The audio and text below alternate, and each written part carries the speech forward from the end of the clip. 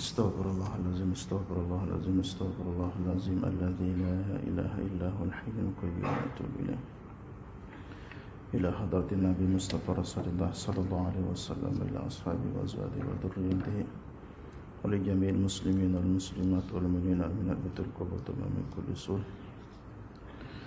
Anna Allah taghashsha bi rahmatihi wal maghfirah wa surah syekhina wa walidina mahatina wa jana qarabatina. Syarillahi lahumul fatihah. A'udzu billahi minasyaitonir rajim. Bismillahirrahmanirrahim. Alhamdulillahi rabbil alamin.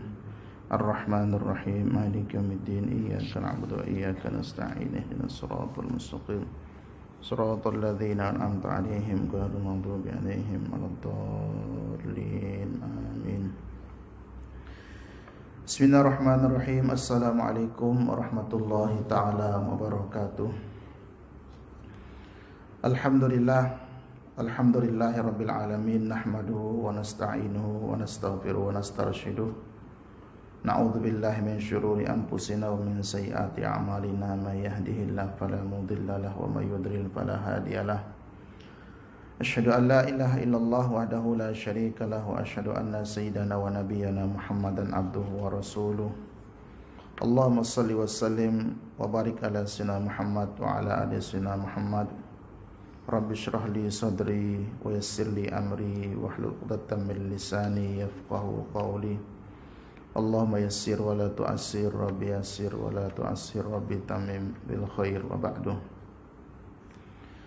Alhamdulillah, kembali kita panjatkan puji dan syukur kehadirat Allah Subhanahu wa taala.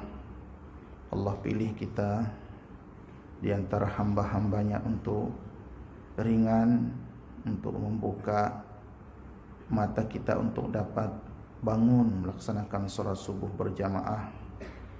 Kita sempurnakan dengan sholat berjamaah, dan kita sempurnakan dengan berzikir, bermunajat, menyebut dan mengingat nama Allah Subhanahu wa taala.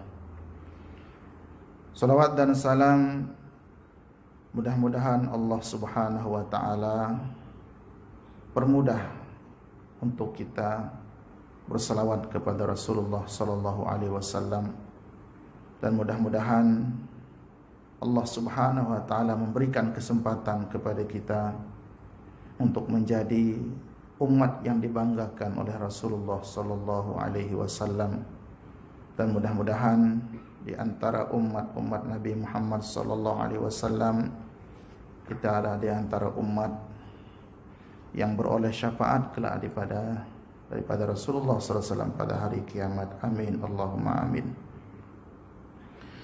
Para jamaah hadirin wal hadirat rahimakumullah. Penghataman daripada kitab Martabat Ilmu dan Ulama pada subuh hari ini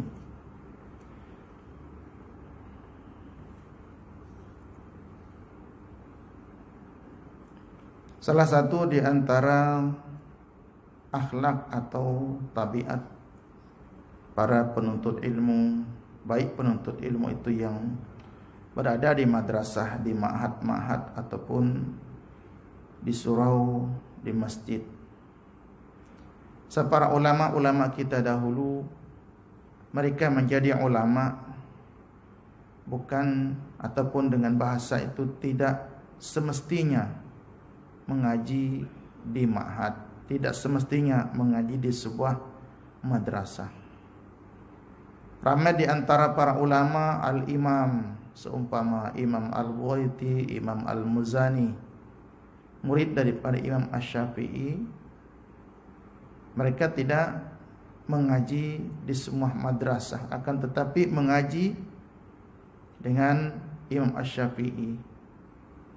Macam tu juga Imam Asy-Syafi'i, Imam Malik tidak mempunyai sekolah dan ma'had madrasah ketika beliau mengaji. Ini menunjukkan bahawa setiap kita berkesempatan untuk merasai ataupun mengetahui bagaimana untuk menjadi ahlul ilmi.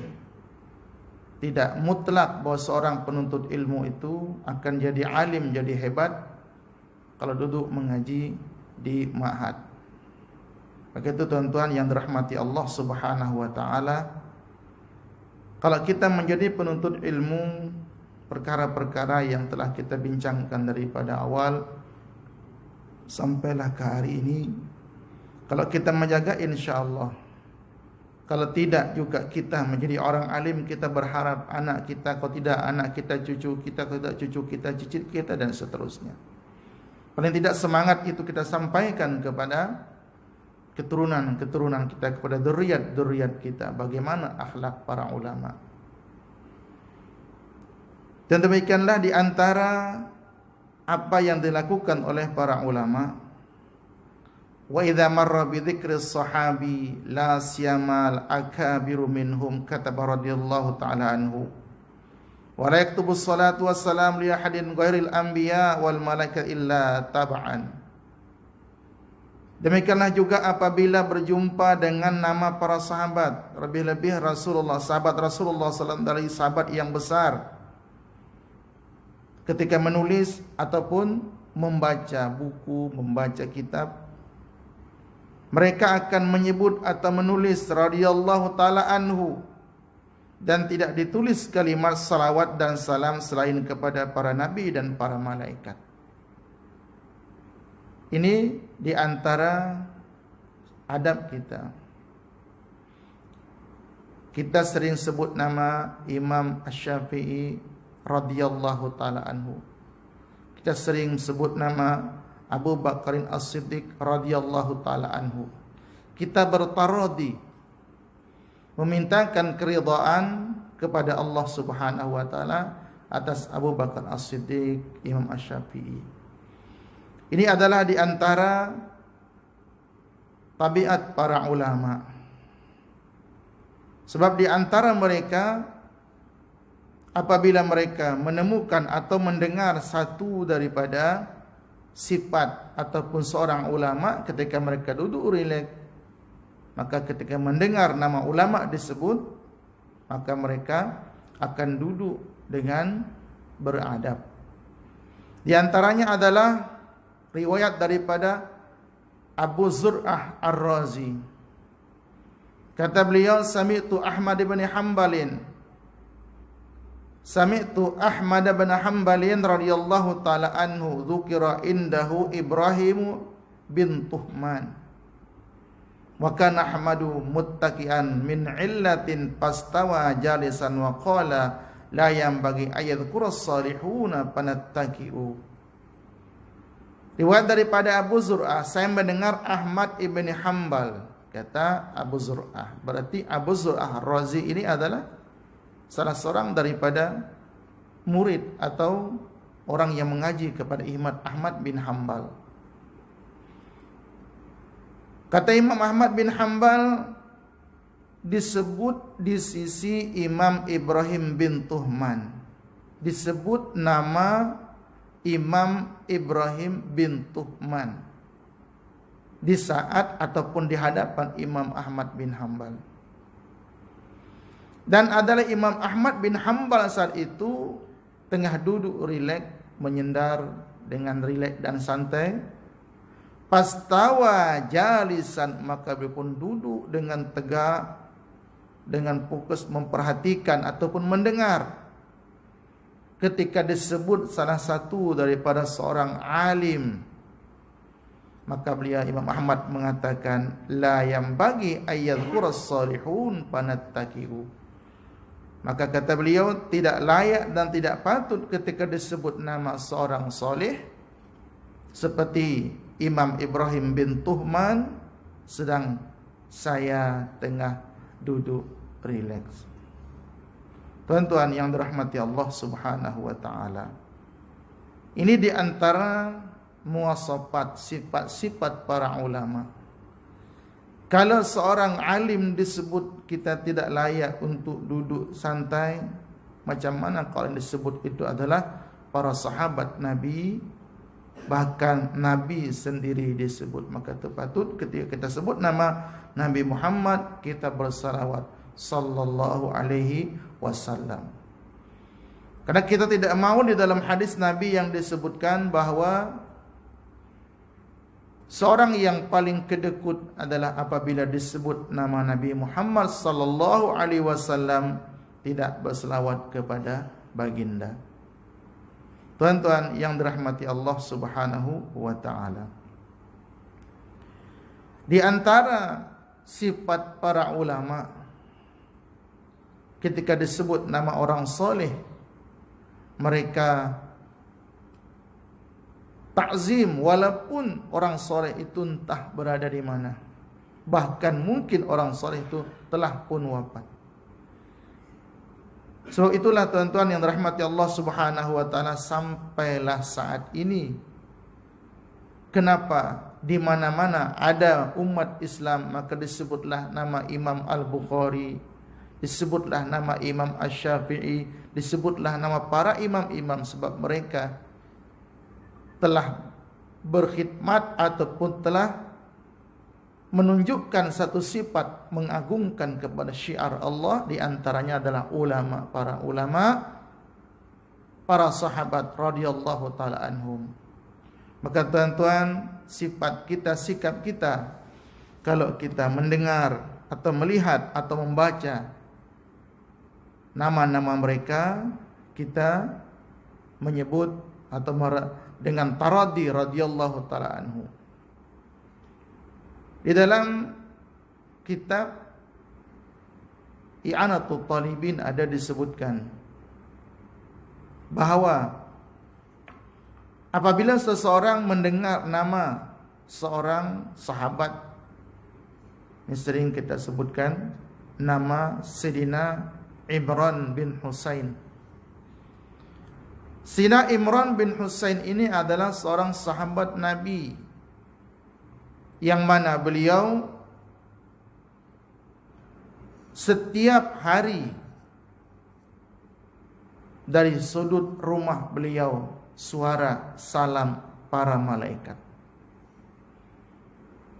Tidak nampak, beliau tak melihat mereka, tetapi beliau mendengar ucapan Assalamualaikum warahmatullahi, Assalamualaikum warahmatullahi. Kemuliaan yang diperoleh oleh Sayyidina Imran bin Husain ini bukan kerana istilah bahasa kita tu banyak amal ibadah. Ya, itu sudah tentu kerana mereka adalah para sahabat, tetapi ada satu ujian yang diujikan, yang diuji oleh Allah, yang ditimpakan kepada beliau, yaitu beliau terkena penyakit buasir. Bukan buasir, salasil baul. Sentiasa terkencing. Kencing tak berhenti-berhenti, tak boleh stop. Mungkin kalau kita sekarang mungkin dah pakai pampers atau pampers lah apa namanya untuk menahan kencing. Jadi beliau diuji oleh Allah, begitu berat. Beliau tak boleh tak menjaga wuduk. Para ulama-ulama kita tu mereka menjaga wuduk. Kadang-kadang malam itu supaya mereka tak batal wuduk, satu malam mereka wuduk 15 kali. Sebab waktu sejuk itu akan mudah kita untuk kencing. Sekejap-kejap nak kencing kalau musim sejuk. Nah, salah satu di antara sahabat Nabi yang diuji oleh Allah dengan salisil baul, yang kencing tak habis-habis, tak berhenti-berhenti, adalah Sayyidina Imran bin Husain. Akan tetapi dengan keadaan yang demikian beliau tetap menjaga wudu, sehingga kan Allah hantar malaikat-malaikatnya untuk menghibur beliau, mengucapkan salam daripada pojok rumah-rumah beliau. Tetapi sebagai manusia payah juga macam tu. Sebab tak boleh nak tahan kencing, sekejap nak kencing, kadang-kadang tak sempat solat 2 rakaat pun nak kencing. Maka beliau meminta kepada Rasulullah sallallahu alaihi wasallam agar beliau diberi kesihatan yang sempurna. Sebab kalau dah berwuduk tak terlalu lama, tak sekejap-kejap nak pergi ke bilik air. Maka Rasulullah sallallahu alaihi wasallam bertanya, awak nak sabar ke? Saya nak doakan supaya sembuh. Kata Sayyidina Imran bin Husain, saya nak sembuh ya Rasulullah. Payah juga, berat juga. Kejap-kejap, ya kalau macam kita air dekat dengan di bilik, di dalam rumah kita ada air. Zaman dulu air susah, kalau habis kena pergi ambil jauh. Tak ada tampungan air macam kita senang nak pergi tandas. Jadi sesuailah kalau beliau meminta disihatkan oleh Allah, maka Rasulullah pun doakan.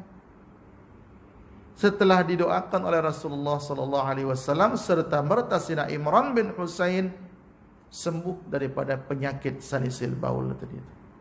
Tak lagi dah kejap-kejap nak terkencing, tu memang sihat.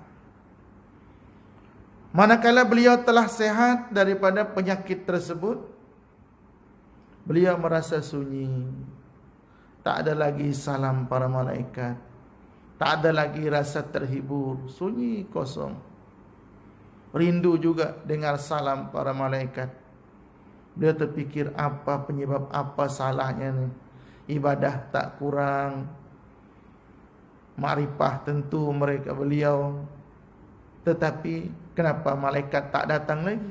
Maka beliau pun pergi jumpa Rasulullah sallallahu alaihi wasallam.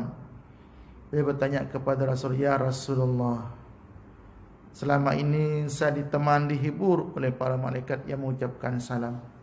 Tetapi sekarang rasa sunyi, rasa kosong. Ada apakah gerangan dengan diri saya Rasulullah?" Kata Rasulullah sallallahu alaihi wasallam, "Bukankah saya dah katakan kepada kamu, kalau kamu sabar itu lebih baik. Allah uji kamu dengan penyakit salisil baul, sentiasa terkencing, akan tetapi kamu tetap nak menjaga wudu, berwudu. Batal sekejap wudu, batal lagi wudu lagi, batal lagi wudu lagi. Maka itulah Allah hantar malaikat-malaikat Allah untuk menemani kamu. Tapi manakala kamu dah sembuh, tentu para malaikat tak lagi datang bertamu ke rumah kamu." Maka kata Sayyidina Imran bin Husain, "Kalau macam tu ya Rasulullah, saya minta dikembalikan penyakit itu. Saya bersedia untuk menanggung sakit tersebut asalkan para malaikat datang selalu berkunjung pada saya." Maka Rasulullah pun berkenan mendoakan agar diberikan. Maka Sayyidina Imran bin Husain diberikan penyakit itu dan malaikat pun kembali datang menyertai beliau. Apa yang saya nak maksudkan di sini adalah di antara faedahnya, kalau dengar nama disebut mungkin dalam hadis-hadis pengajian para asatiz yang mengajar, kalau dengar nama, sebut nama Imran bin Husain, kita meminta kepada Allah. Karena benda wali Allah, sahabat wali Allah, dikatakan kalau sebut nama, dengar saya nama Imran bin Husain, di antara faedahnya kita minta hajat kepada Allah. Itu tuan-tuan yang dirahmati Allah. Para ulama-ulama kita, bahkan Imam Asy-Syafi'i pun pernah beberapa kali kita sebutkan Allah uji Imam Asy-Syafi'i kalau beliau naik kuda, naik kenderaan, dengan ujian yang Allah ujikan kepada beliau. Penyakit buasir Imam Syafi'i, darah mengalir sampaikan terkena sampai ke kasut beliau ataupun ke selipar yang beliau pakai.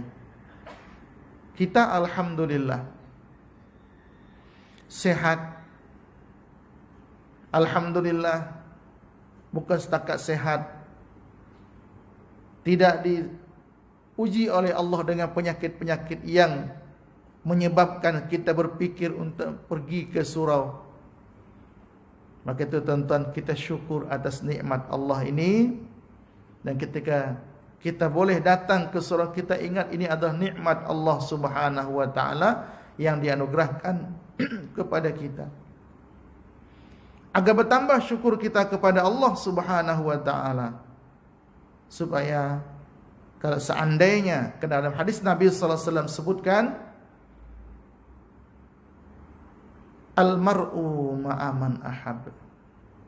Seseorang itu akan dikumpulkan bersama orang-orang yang dicintainya. Kita tidak pernah bertemu dengan Imam Asy-Syafi'i, tapi kita mencintai beliau. Sahabat bertanya, "Ya Rasulullah, adakah mungkin orang-orang yang jauh sebelum kita, tapi kita tidak pernah berkumpul dengan mereka, Apakah kita akan dikumpulkan dengan mereka? Terserah. Iya. Kita cinta dengan para ulama salafus saleh, harapan kita dapat kita dihimpunkan dan berkumpul bersama dengan mereka.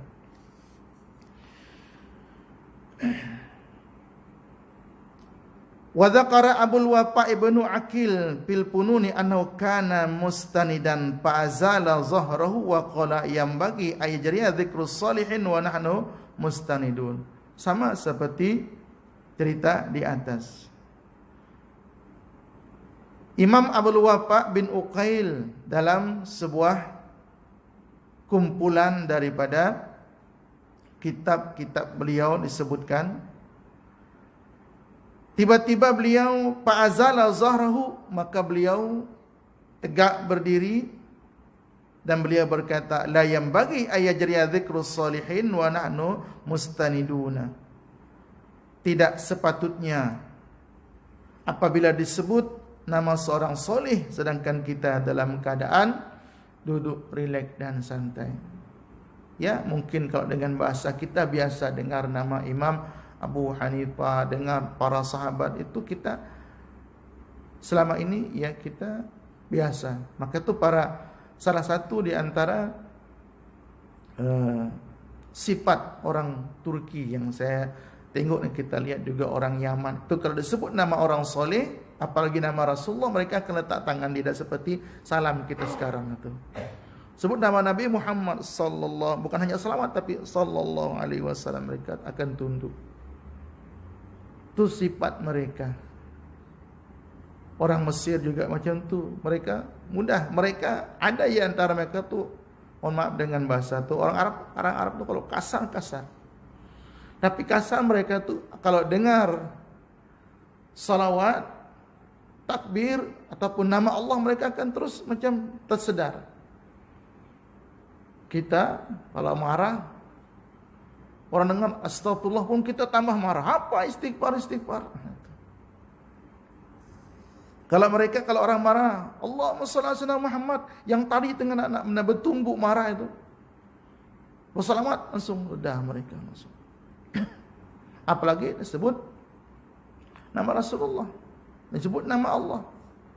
Sedangkan disebut nama orang soleh saja, misalkan berkata Imam Malik tengah bergaduh misalkan, terus berhenti bergaduh.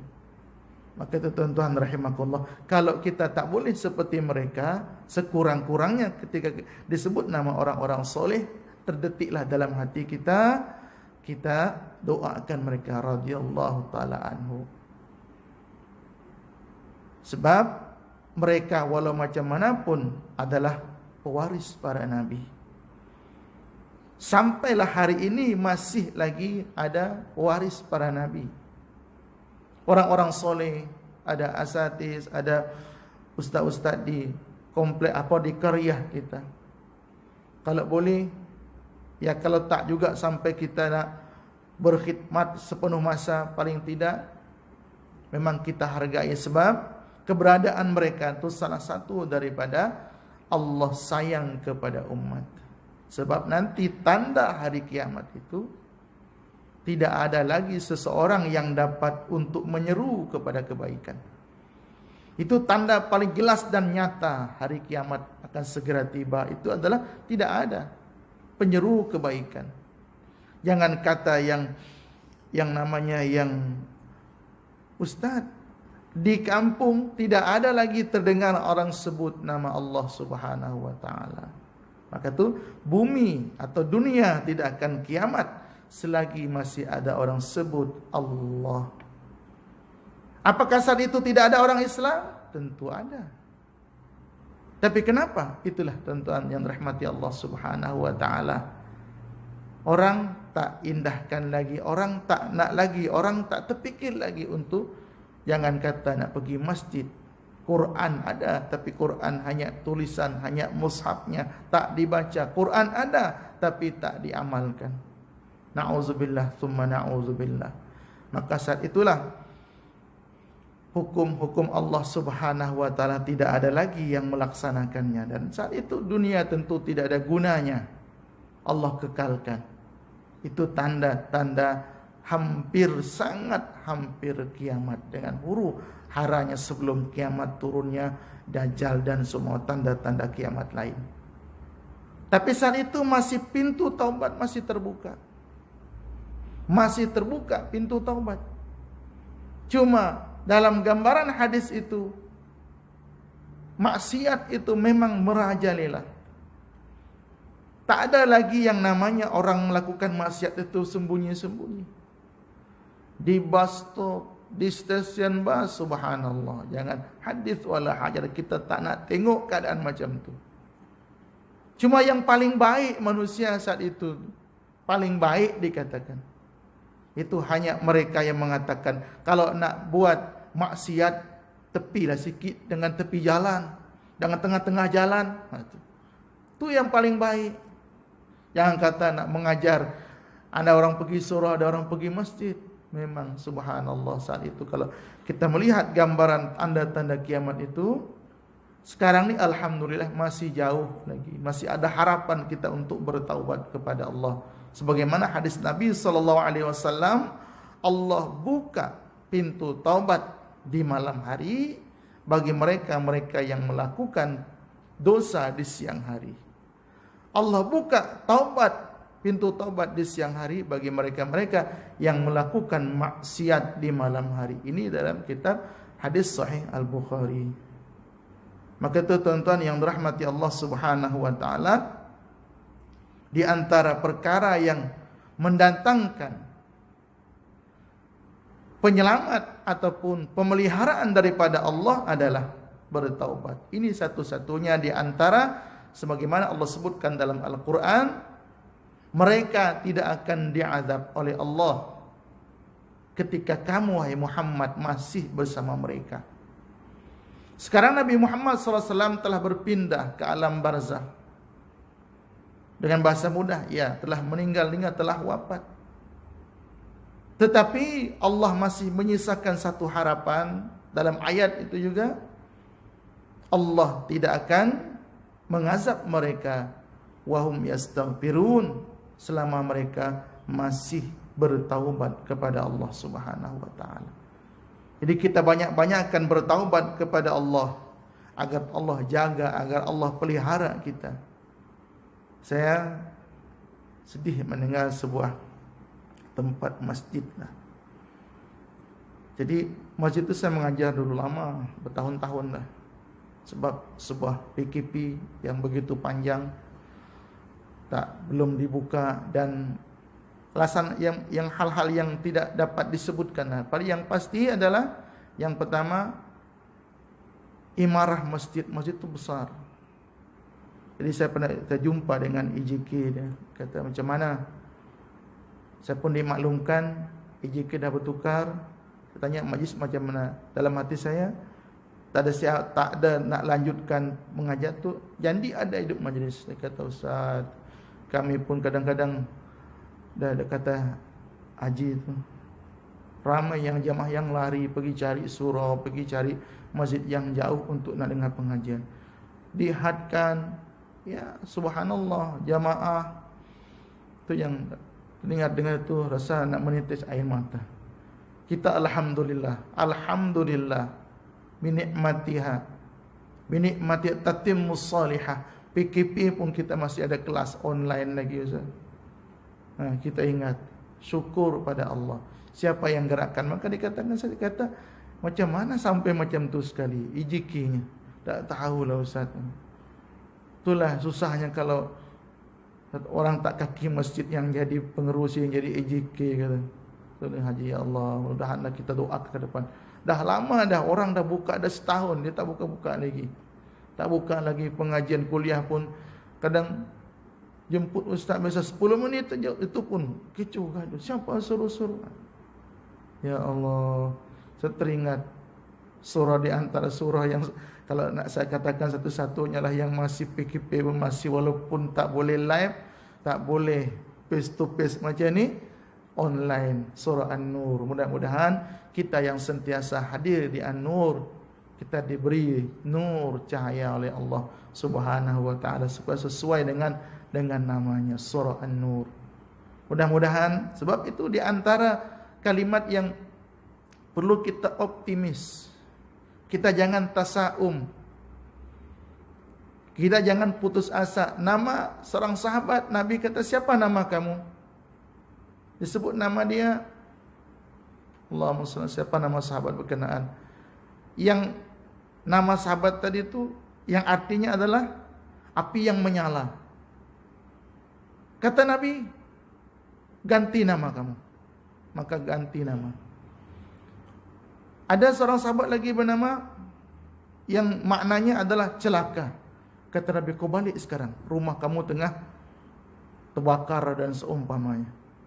Nah, jadi tafaul kita dengan nama surah An-Nur, insya-Allah tuan-tuan, kalau kita kembali kepada Allah Subhanahu wa taala, surah ini akan menjadi saksi yang kita pernah menjadi salah satu daripada hamba Allah yang mengimarahkannya.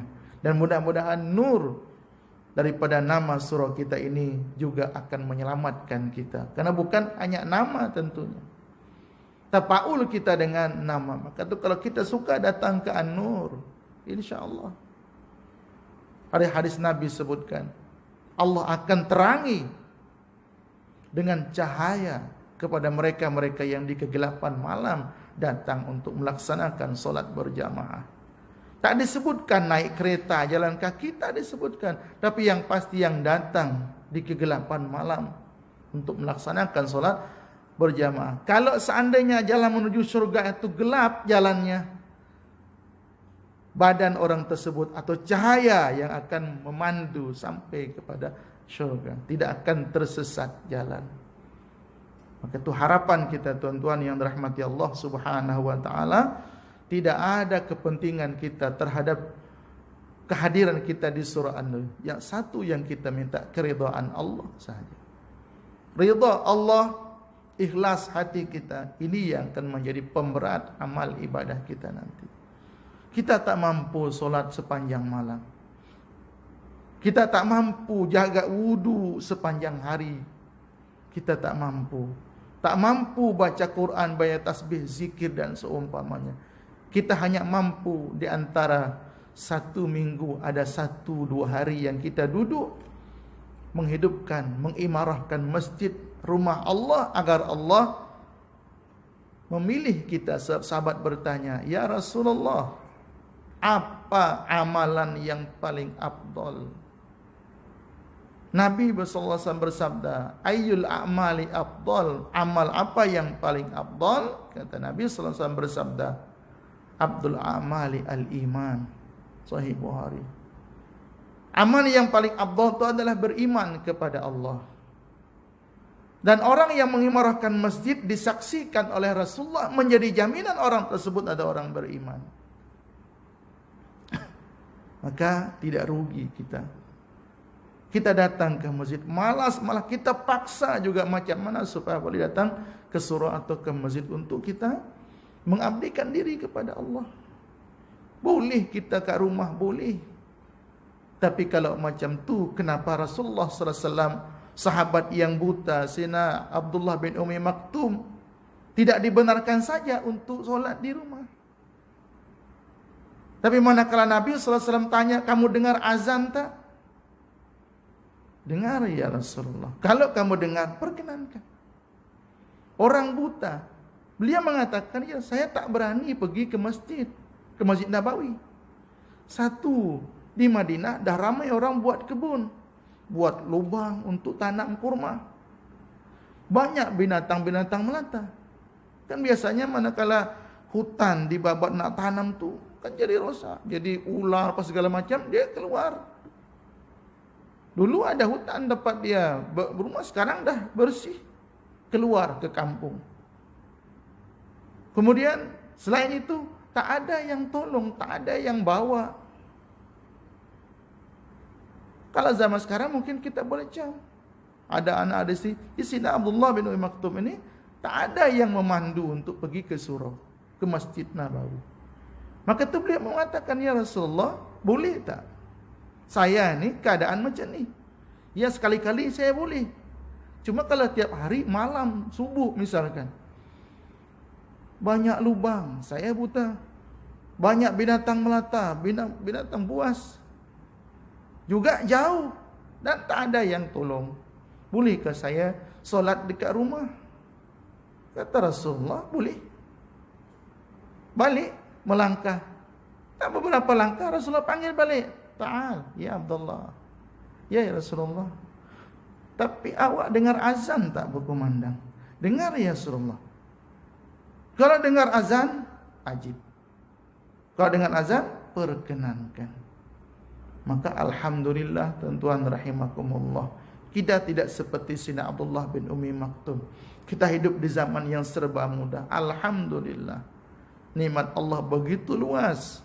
Kita tidak disekat untuk beribadah. Kita tidak dihalang untuk melakukan aktiviti-aktiviti lainnya. Asal kita mau, alhamdulillah. Ada saja jalan kita untuk menjadi orang taat kepada Allah. Surau dibuka selebar-lebar. Kita solat beribadah seronok. Apa namanya? Punya karpet tebal. Diri kan terasa kalau kita berjalan tu. Rasa bulu-bulu karpet tu rebah tu. Nikmatnya kita berpijak dengan ikonnya. Mohon maaf kalau kita tanya pada diri kita, senikmat ini fasiliti untuk kita mendekatkan diri kepada Allah. Masihkah kita untuk nak bermalas-malasan untuk melakukan ibadah? Maka tuan-tuan bersama-sama kita meminta kepada Allah agar Allah pandu kita agar menjadi hamba-hamba Allah yang suka datang ke rumah Allah.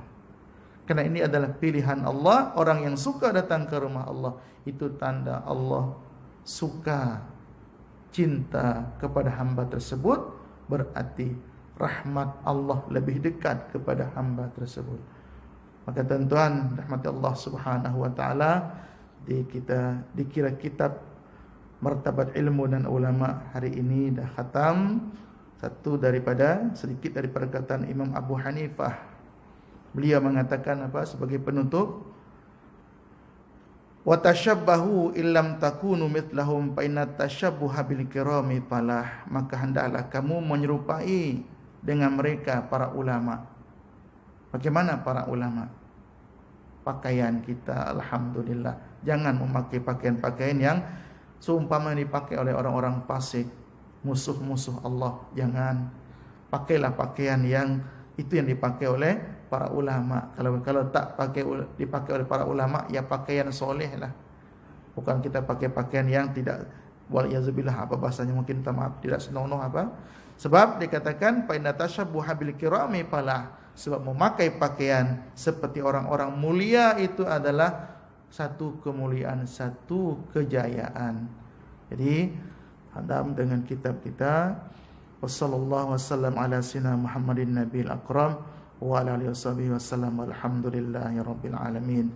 Jadi hari kata kitab Martabat Ilmu dan Ulama telah khatam insyaallah.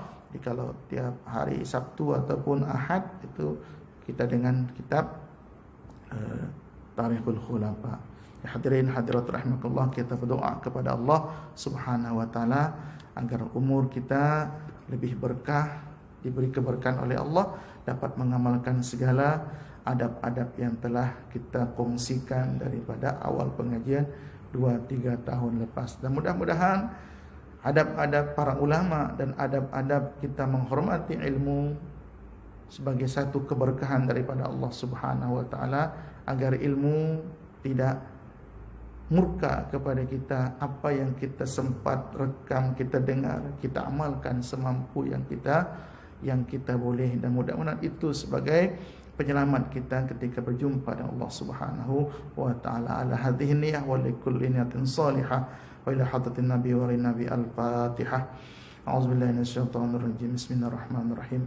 Alhamdulillahirabbil alamin arrahmanir rahim maliki yaumiddin iyyaka na'budu wa iyyaka nasta'in ihdinas siratal mustaqim siratal ladzina an'amta 'alaihim ghairil maghdubi 'alaihim waladdallin amin. Bismillahirrahmanirrahim. Alhamdulillahirabbil alamin wassalatu wassalamu ala asyrafil anbiya'il mursalin sayyidina wa maulana Muhammadin wa ala alihi washabihi ajma'in. Subhanaka la ilma lana illa ma 'allamtana innaka antal alimul hakim. La haula wala quwwata illa billahil aliyyil azim. Allahumma anfa'na bima 'allamtana wa 'allimna ya Allah ma yanfa'una وزدنا يا الله علما نافعا رزقا واسعا حلالا طيبا متقبلا اللهم نستغفرك دين أنفسنا وأهلنا وأولادنا وأموالنا وكل شيء أعطيتنا برحمتك يا الله أرحم الراحمين اللهم سلمنا وسلم ديننا وسلم أنفسنا وسلم أهلنا وسلم أموالنا وسلم بيوتنا وسلمنا وسلم أماننا برحمتك يا الله أرحم الراحمين ربنا آتنا في الدنيا حسنة وفي الآخرة حسنة وقنا عذاب النار وصلى الله على سيدنا محمد وعلى آله وسلم آمين آمين Alhamdulillahi Rabbil Alamin. Minta ampun, minta maaf atas segala kesalahan kekurangan. Terima kasih atas segala perhatian. Hadanallahu wa iyyakum ajma'in billahi taufiq wal hidayah. Wassalamualaikum warahmatullahi wabarakatuh.